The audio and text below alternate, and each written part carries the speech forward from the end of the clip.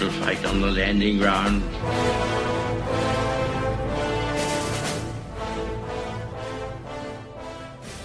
Thank you for joining us. You are listening to A Radio, and this is the Morning Moment. Please click on the follow button on Spreaker.com. My morning moment today is purely a personal one. I recently made one of my trips to the US, which is fairly frequent, a day ticket to freedom I call it. Our entry to the US was uneventful as usual. For the first time in a long time, I have to tell you that I felt something. Now that sounds a bit corny, but that's just me, that's the way I am. Admittedly, not as strong as previously, but there was definitely something.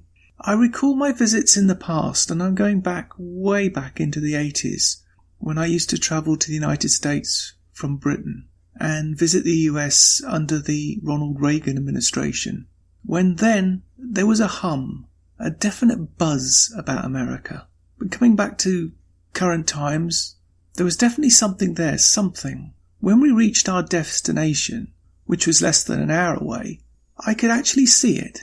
Something I hadn't seen for maybe 10 years, perhaps even more. Signs were everywhere. We're hiring. Everywhere. All the stores that we visited had signs up. We're hiring. All the stores we visited were busy. There was an undoubted stench of decay and despair still around. You couldn't deny it. It was still there. You have to expect that after there's been more than 10 years of decline just in this small town that I visited. Now, I'm not going to tell you where that is for security reasons, but it's pretty close to the border. But everywhere you looked, people were buying big ticket items, small ticket items. That's the point.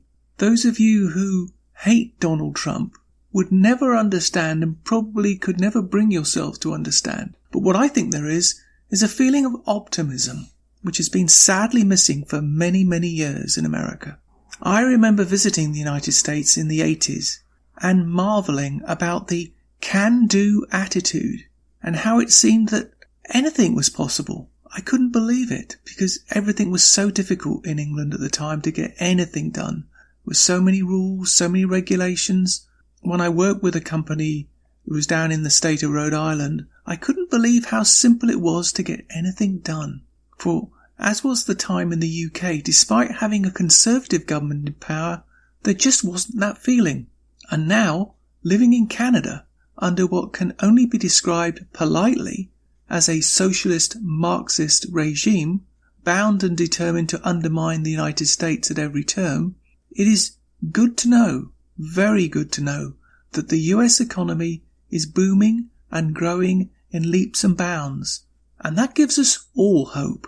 You can find more at aradio.wordpress.com, where you can find links to us on Twitter, Facebook, Instagram, iTunes, Gab, and email. We are continuing to reach out to you, so please pass on the links. Please click on the follow button on Spreaker.com. You can listen to all my morning moments on Spreaker.com under A Radio. That's EHRADIO, A Radio. And please click on the like button. At this time I have another exciting announcement to make.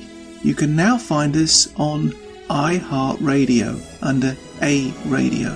And you can find all my podcasts and morning moments at aradio.wordpress.com. Click on the Morning Moments tab.